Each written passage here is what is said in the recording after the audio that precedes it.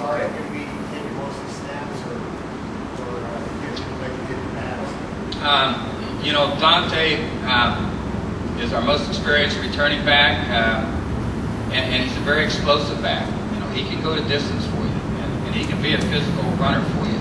He needs to become consistent. He understands that. You know, he's got to get lined up right. He's got to get in tune to every play that's called. He's got to take the right steps. He's got to do all the right things. Once he has the ball in his hands, he can be capable of being your #1 guy.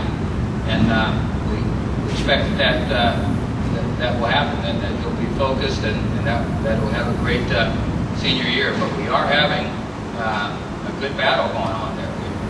You know, Ryan Boykin, Bo Blankenship have all come on and played very well, and so I think we'll be strong at that position. We would like to have a starter, and Tim can verify this, and he may change your mind on what I'm going to tell you. But I think at this point in time, Dante would start, but we feel comfortable with being able to use the other two. I would like to have a guy that steps in and just becomes the guy, you know, and then we can plug in the other guys when needed. Do not like the committee form of running back, but last year that's kind of what we felt we had to go to. But in any case, that's the way that is. I might mention the quarterback position and dwell on that a little bit with you, so that's pretty clear to everybody how we plan on working that. Tyler Tettleton will be our starting quarterback. Phil is now working not only as a Wildcat quarterback for us, but is also working as a wide receiver for us. We want Phil on the field. He's got great hands, he's got excellent speed, and he's got a big body. He can catch the ball. First of all, he can run routes and get open because of his speed. He can catch the ball and get yards after the catch because of his speed and running ability. He has the ability to become a great blocker. He's not been asked to do much blocking in his career, and now Coach Dixon gets that done with him, and how well he becomes a great blocker will determine a lot of things for Phil. Obviously, if you look at a guy with his speed, with his ability to catch the ball, with his ability to be a blocker, could he maybe go on to the next level? He has a lot of things that pro scouts will be looking for, and how much he refines those skills at that position will determine a lot for Phil as far as probably his future in the NFL. But we are going to use him as a Wildcat player. He will run the ball some from a Wildcat.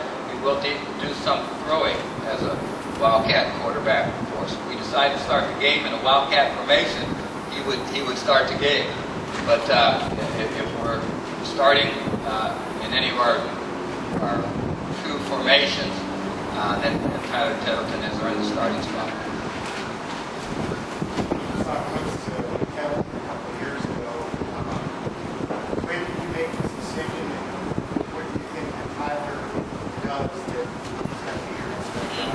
Coming out of spring, he really had earned the starting quarterback position, but we wanted to carry it into the fall for at least a week, and nothing has changed. You know, Tyler does everything well. He's a bright quarterback. Even though he's inexperienced in terms of number of snaps, he knows our offense. He will get to the right side in the passing game. He will go through his reads. He will find the right receiver. He's thrown the ball really, really well at this point in time. So he's going to be able to give you the big play potential as a deep thrower, and yet he's able to get it off. He has great anticipation, and that's the key for a quarterback being a great quarterback. You can have a great arm, but if you can't anticipate that receiver coming open and know the coverages, it ain't going to work for you. He knows those coverages. Coach Dowsey's done an excellent job with our young quarterback, and so he has running ability. He can run our offense, and the quarterback's going to have opportunities to run the ball coming off of some of our zone reads, and so He's able to put that whole package together. I don't think he'll fluster him. I think he'll sit in the pocket when called upon to sit in the pocket, but he's got the ability to escape, find guys running downfield and throw the ball, or escape and pick up yards with his feet. So we've liked what we've seen of him.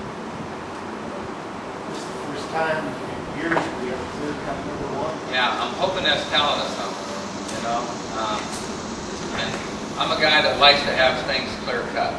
You know, I don't like to have a lot of indecision as to who your #1 guy is going into fall camp. I don't like to have that indecision going into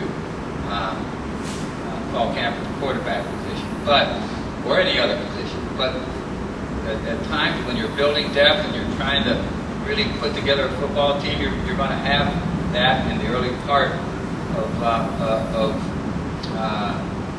career of our coaches here. But I think we're settling in to where, you know, guys are developing quicker and we're seeing it quicker and we're moving forward with decisions. This team looks like it could be a real headache game plan for an offense. Yeah. So many different looks. I think that is true. You know, when Phil comes into the game, you're not going to know for sure whether he's going to line up at quarterback, whether he's going to line up at wide receiver. You know, we have the potential wide receiver with Levon, Riley, and a number of other receivers, and now Phil to give you big threats in the receiving corps. And this is the most talent we've had collectively at the wide receiver spot in terms of being able to make it work in terms of the deep ball as well as the shallow ball and having him do something afterwards. And you know, I'm going a little wild here. You know, usually I try to be a little more reserved, but I'm not so sure what that all means, other than I see potential here. But it's got to be more than potential. We've got to make that work. But potential is there.